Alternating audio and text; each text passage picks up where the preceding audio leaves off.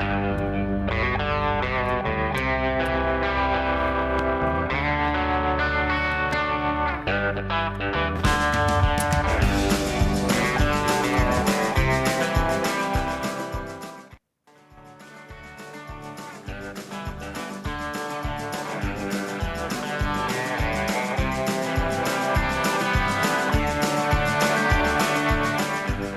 I'm going to be sanding this wheel and just stripping this paint off.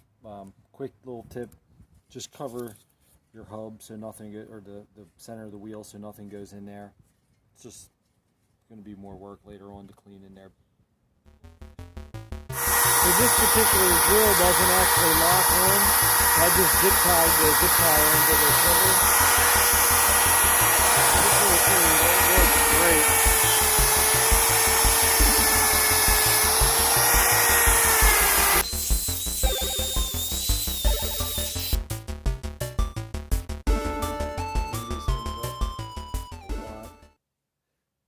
They almost look so good that I could just use them like this now and not even paint them. They're still getting painted.